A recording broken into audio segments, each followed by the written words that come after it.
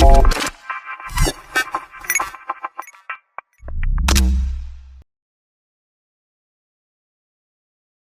and welcome to Tal Radio. At Tal, we connect those who are willing to give to those who are in need. My lovely listeners and my dear audience, you're listening and watching two wonderful series on self-coaching. And when I say self-coaching, you know who's going to be the guest. Let's welcome Andrew Tallant. Andrew, welcome to Tal Radio. Hi, Sandy. Lovely to be here again. Thank you so much. So moving on, it has been a wonderful series and it's almost been a year since we've been doing it and really looking forward to a lot of many episodes. So this, week we would be talking about connecting with authenticity, being true to yourself in leadership. So first of all, let me start by asking, what does it really mean to lead with authenticity? So when we say lead, we need to think about not just whether we're a leader of others, but leading ourselves. This links back to our topic, I think it was the third topic of the series, where we talked about self-leadership. And so when we're talking about leading with authenticity, it's about, the best way to think about this is when you're with your friends and you're on an evening in a friend's house or out somewhere, and you just feel that you can be yourself. You can let your guard down, you can show that you're tired, you can show that actually, you've got weaknesses and struggling. And we do that with friends because we know we feel safe in that sense. So all the authenticity is around leadership is being like that every single day with people around the business and your friends and your family community, so that people just see one version of you. They don't see different versions. And what a lot of leaders suffer with, a lot of people suffer with in their lives, is that when they're in certain people's company, they actually feel as though they need to put a mask on, so they need to hold their tongue. They need to be polite. They need to make sure they don't upset somebody, whatever these things are. And so they're not being themselves. And people can feel that. People can feel the disconnect. So all the authenticity in leadership is about me knowing who I am myself, and I'm like that every single day, warts and all. Knowing, obviously, at times need to change that with some people, but actually my default position, my base position is who I am as a leader. And it's so difficult for people to do. So when we talk about leaders, and why is it, that being true to yourself is so important, especially in today's leadership? We've all experienced this with various bosses and people that are around us that are influential. If somebody says to me who's a leader, I want you to do this, and this is why. And then 2 days later, when I've done it and I go back and tell them and they said, why have you done that? I never told you to do that. And you just feel this confusion that they're two different people. You're just feeling, hold on, there's just no real consistency in terms of the way that they're being with you. So the importance of authenticity is so that people understand where you are, where you're coming from, that you're going to be consistent in terms of how you're going to be with them. But more importantly, if you do that over time, people start to trust you more because they know what they're going to get and then they get it, as opposed to you changing the way you are with people from day to day because you're not being yourself. You're working out, who do I need to be in this moment right now with this person to get the most out of them, or to manipulate them, or to influence them in some way. And it always falls down because people can see straight through that. All right. So, whenever we speak of leaders, there's an amazing word, authority, associated with them. Mm-hmm. So, how can leaders connect more deeply with their teams without losing their authority? Well, let's think about authority in the first place. I'm very anti-authority. That's something that is a lot of people out there will be anti-establishment. And what comes up for me there is authority is about somebody's power to tell someone to do something from a position of that influence and power, that if you don't, there are consequences. So when we're being authentic, and it's not about telling people, it's about working with people, collaborating people, there is that worry from certain leaders that actually they are going to lose that authority, because I don't have the power necessarily to tell someone what to do. So the way to keep the authenticity without losing the authority is to make sure that you're very clear with the people that you're working with, the people that you're working around, really partnering on the achievements that you're trying to have, and just be very consistent in the way that you manage around that. And that again builds the trust, which we've talked about. And you don't need to start shouting at people. You don't need to start telling people what to do. They just want to do it because they feel they can trust you and they want to work with you and for you, because what they see is consistency every single day. And it's so hard because most of us have been taught to behave in certain ways to get certain outcomes.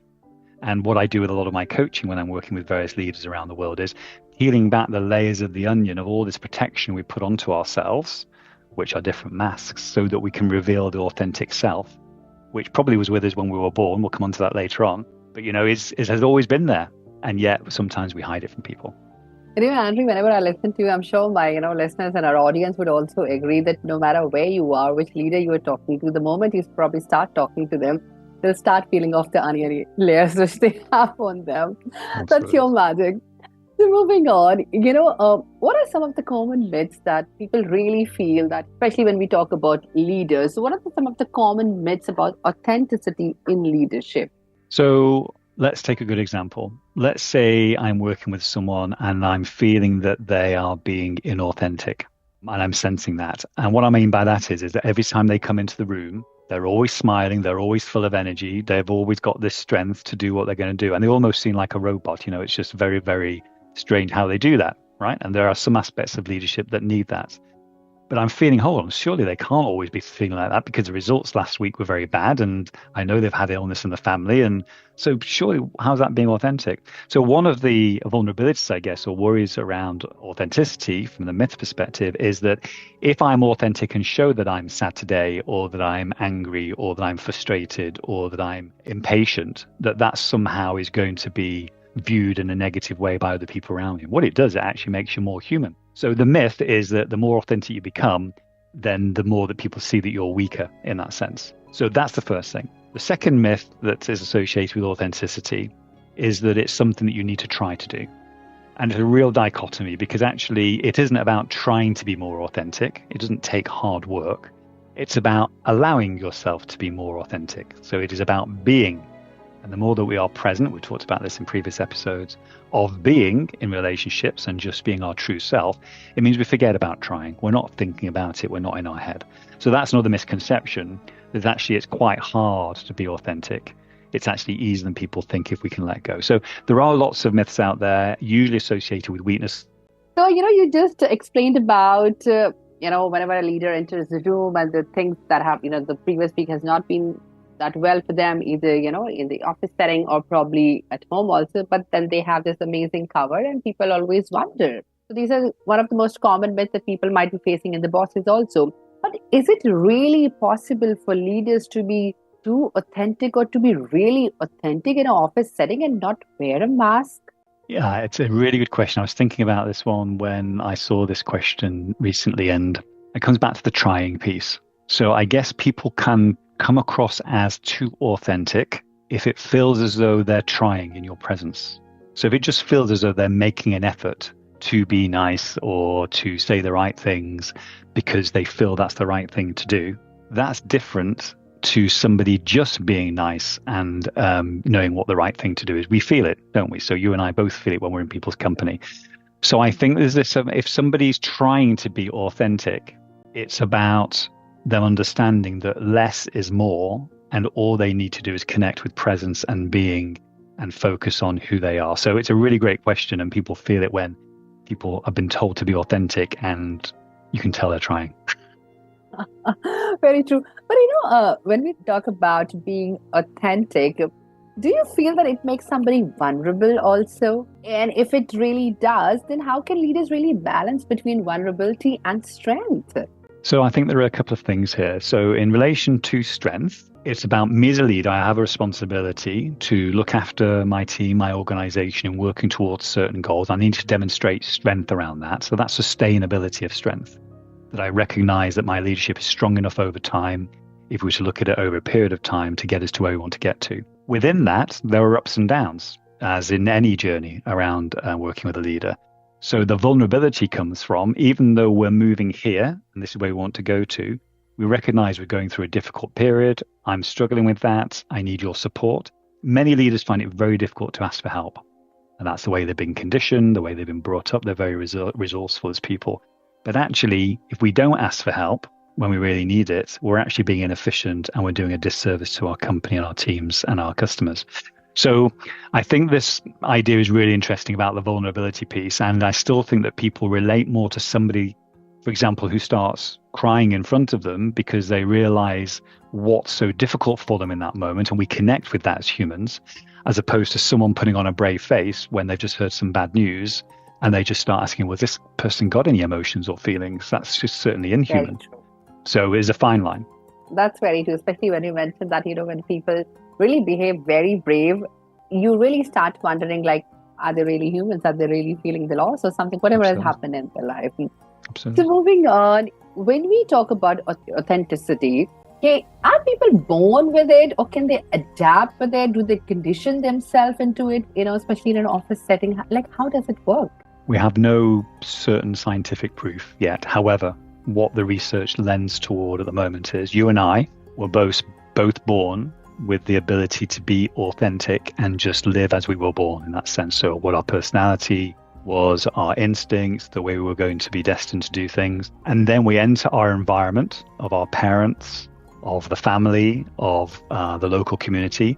And at that point, we start to be shaped in such a way which means we're probably not as authentic as we were when we were born. So we tend to lose it and we're shaped by influence. And then we get to a point in our lives where we're feeling a disconnect with who we are and we start to rediscover actually maybe the more authentic self and we actually find it again. So I would argue we're born with it. We then maybe lose connection and touch with it as we progress through life, particularly in younger years. And as we mature and maybe become a bit more self-actualized, we start to discover that actually there's a version there, which is the authentic self. So it's some people, by the way, they get to a very old age and they've still not discovered their authentic self because they've chosen not to explore that and really discover who they really are because sometimes they don't want to know. But that's what I believe. And that's what a lot of the research shows. And, especially when you mentioned that we are born with it, but we lose connect with it because of the conditioning that we are, the kind of setting that we are into, maybe our parents, our peer group, or whatever it is. But as we grow up, we try to regain the same strength. And I can really see it as something like a circle of a child also, Yeah, They're born so authentic, but the parents make them so unauthentic. But when they grow, they again become so authentic. absolutely. Lovely. So moving on, what does self-awareness have to do with, authentic leadership? Well, links into the point that you made. So if we take the two kinds of people that maybe get into their later years of their life, and one set of people are curious about what their authentic self feels like, so they don't have to pretend and put a mask on. The self-awareness, that view of let me learn about myself and discover more about myself, either through therapeutic techniques or through coaching or through reflection or whatever it might be. I'm actually really interested in understanding that and exploring it. So that's raising self-awareness to discover. Whereas the second group who recognize maybe they're not authentic, but they're afraid of what the authentic self looks like or prefer to be in a state where they're feeling unhappy because they don't know what authentic self will be worse or better. They choose not to become self-aware and therefore they can't have that journey of discovery. So it's absolutely critical that anybody who wants to discover how they feel about their authentic self to be self-aware, gain feedback, ask people, really reflect on their own emotions and feelings in certain circumstances. And reflect back to childhood as well, because that's really important. That's wonderful. So, Andrea, I was just wondering that, authenticity generally is related to kind of a goal, you could say, or a purpose, you could say, because like I'm trying to do something, I'm trying to put it's technically a purpose. I'm trying to prove something that it's just so real me. But I really wanted to understand that, when we talk about leaders, do you really feel that what role does purpose, the goal, it really plays, especially when we talk about leaders to lead effectively? Yeah, and this is linked to, so again, I believe some evidence suggests this. When we're born, there is a reason why we're born, and we all have a gift. And part of that gift that we have is linked to our purpose, because wouldn't it be great if every human being on the planet who was born, who had a gift, was able to utilize it in the world for the benefit of other people? And that becomes purpose because it feels like we've come home when we can actually just ease into that gift and share it with other people. It's so effortless for us. And yet we actually make a difference in people's lives. So if we can actually reconnect with what that purpose is, if we ever lost it, because it feels like we're at home and we're just naturally doing what's good for us and what we're strong at, it means it reinforces the authenticity. And sometimes it can actually inform the authenticity, and sometimes it can lead us to authenticity. Or it can be the way around. We can be acting in an authentic way and suddenly rediscover what our purpose is. This is sometimes happens when we disconnect in an organization. We join an organization because we feel the purpose of it is something we want to contribute to. Then there's a change in ownership or direction, and we suddenly feel this disconnect because actually their purpose isn't aligned with ours anymore. So I was with a lady today who she started to study Reiki recently in terms of Healing with Hands. And she said to me, Andrew, I found my purpose in life. I feel like home. It's something I'm destined to do. And she feels now like her authentic self. And she's discovered that her grandmother was also a rape over 80 years ago. So it's really interesting how, and she's probably in her 50s now, my friend. So it's never too late to discover your authentic self. Lovely, wonderful to know that. And Reiki is a beautiful science, in fact. So moving on, when you just mentioned about, drifting away from your purpose. So how can leaders really spot that they have started to drift away from their purpose and not being authentic to themselves or their purpose? So there's three things here. The first is, let's say I'm being authentic and my purpose is aligned with organization. The first thing to notice is you just notice a feeling within you that even though you're not articulating it, you just start to feel, I don't agree with this. Somebody says something, I'm just not agreeing anymore. There's something here which isn't aligned. So there's a feeling of misalignment, even though we might not articulate it at that point. The second thing we tend to notice is just a disconnection. For some reason, we're not engaged as we were. We maybe got lower energy. And when we really go scratch underneath the surface, we're finding that actually the purpose is not aligned to our authentic self. And then the third thing that tends to happen is that we maybe have some kind of event in our lives which actually really then shows us that actually there's not a line of purpose and where we are right now. And then that usually leads to us doing something to try and regain that happiness and fulfillment somewhere else. So they're usually things, it's a disconnect, it's a misalignment, it's just something not feeling quite right, because we can't change our authentic selves because it's always been there, and yet the things around us change.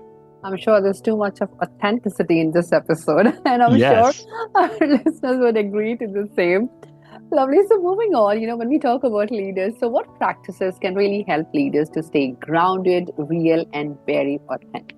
We talked a little bit about this earlier. So whatever works for a leader in terms of creating space for themselves, to be in touch with their feelings, to notice whether they're feeling authentic at the moment or whether there's a disconnect. But we've got to create space to do that. We can't work that out if we're just going from meeting to meeting to meeting to meeting.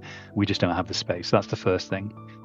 The second thing is reflection. We've talked a bit about this in the past and how important it is. And I know many leaders who practice this gain a lot of benefit from it. So whether it's 15 minutes in the morning or 15 minutes in the evening, whenever it's right, is just writing down what's coming in our minds, what we're thinking about, and particularly around this focus of authenticity. Did we do our best today to actually feel aligned to our authentic self and what it is that we're here to do? And reflection's really good because it actually allows you to get it down on paper and almost get it out of the system in that way. So that's one second method. And then the third method that people use when they're working with me is just this ability to actually really ask for feedback from people about how do they feel in relationship with us. I had a friend once when I was working really hard who said to me over a drink one time, Andrew, you've changed in the last 6 months and I don't like what I've seen. And that's because I've moved away from my authentic self and probably been trying too hard to be something the organization wanted me to be. And I didn't realize it had been reflective in my friendships, but they notice it, because they can see when I'm changing in that sense. So yeah, they're probably the three things I would mention for leaders to practice. Amazing. So moving on, I know you're running out of time, but Sure. before I wrap up this lovely segment, which is so authentic, I really wanted to understand that, if there is something, just one thing that our listeners can really take away from today's episode, and especially when we talk about leaders, to lead their life, especially in a professional life, more authentically. It's going to be really hard for everyone, but we'll give them a go at this. So the next time that you are feeling in any relationship or any task that you've got to do tomorrow or next week, and you start to feel the fear because you're thinking to yourself, this is the way in which I want to do this. And then the voice in your head says, yes, but I think you should do it this way. Is listen to the voice that says, yes, I really want to do it this way, and basically overcome the fear and take the next step in terms of doing that. And that is the best way to reconnect with authentic self. Lovely. Whenever you say, it seems so doable, but I don't know if our listeners are really taking care of that. Try awesome. So thank you so much for this lovely talk and this lovely episode. And thanks a ton to my lovely listeners and our dear audience. Keep on watching and keep on listening to this wonderful series called Self Coaching with Andrew Talent. Thank you and have a great day ahead.